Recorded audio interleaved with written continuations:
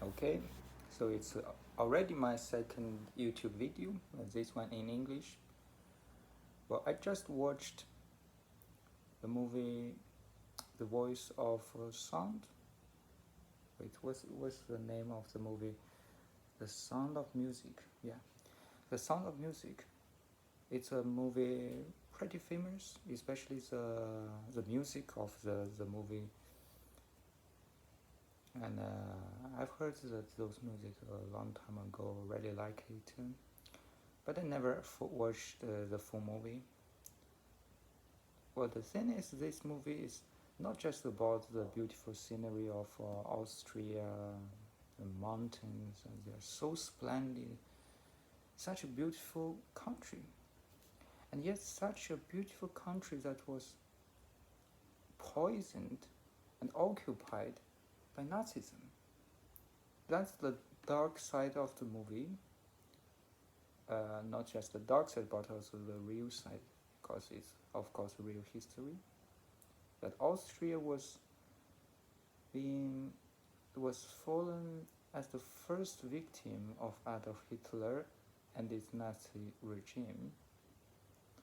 Occupying Austria was the first step for Adolf Hitler to establish his authority, to finalize his authority inside the Nazi party, inside the Germany, because he was able to almost peacefully and easily occupy such a country that was seen by many Germans probably as their land, because the people of Austria speak German, and for that reason it just makes sense for them that the Austria should not be a real country, and the Austrians are actually Germans, and it's all but right to incorporate this country and its people into the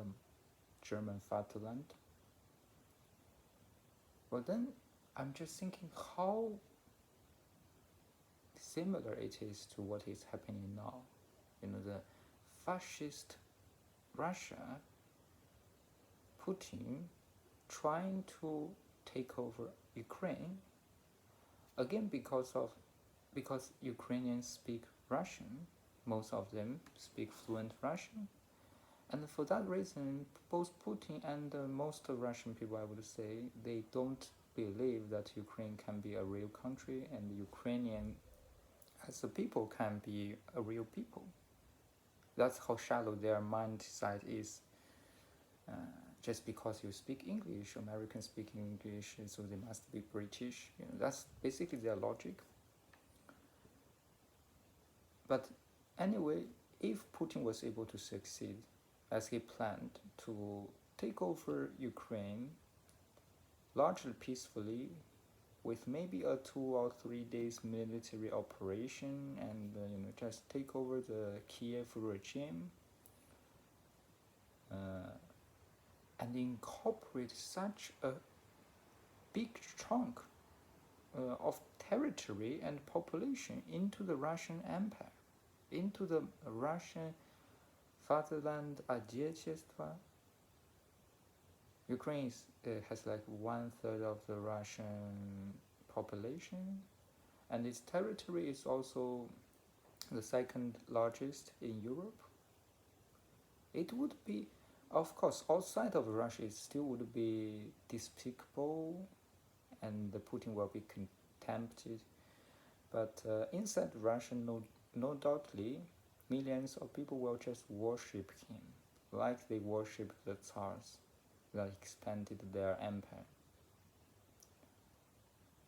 And who knows what, a Putin as crazy as he is, who would be able to predict what he will do next if he's able to basically achieve the first step of what Adolf Hitler achieved back in the 1930s. Especially now, Russia, even though it has a similarly a weak army, a military. But I mean, if you can really motivate, I mean, if Putin can really motivate Russian people with kind of a frenzy of nationalism, it is possible that Russia can transform itself to a military economy and be much more dangerous than it is today.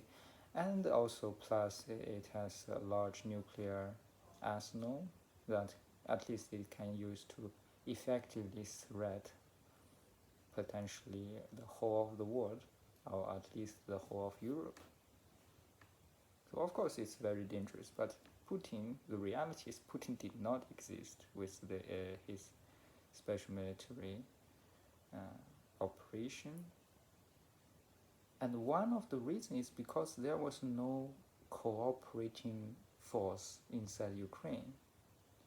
Because Austria was taken easily by Hitler because there were a lot of authentic, genuine Austrian Nazis. Because Hitler's ideology was quite attractive, not just to himself, to some German people, but to a lot of people. To a lot of people who don't have the chance to feel the sense of superiority from any other aspects of their life apart from their race, apart from their citizenship. So for a lot of people to this day, why there's neo-Nazis, because it's so simple. If you don't have anything to be proud of yourself, you just want to be proud of something bigger, and that's basically what Nazis. So Austrians, there were a lot of real Nazis, and they just cooperated with Hitler, and that's the reason why Austria could be occupied by Nazis. Because at the time, at that time in the 1930s, Germany had much weaker military than the French, for example. Germany could not afford to start a war at the time, especially a large-scale war.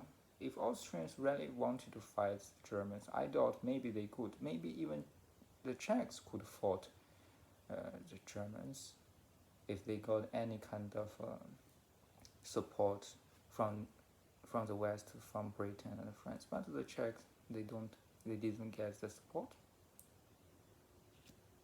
So today is very different. First, Putin's whatever his ideology is, Putinism has no attraction outside of the Russian Federation. Maybe some people believe it's in Belarus, a minority I would say, but in Ukraine it's apparent that most people don't buy his ideology. So he gets almost no collaborators in Ukraine, let alone in the West. And the West today is doing at least better than what they were doing back in the 1920s, 1930s.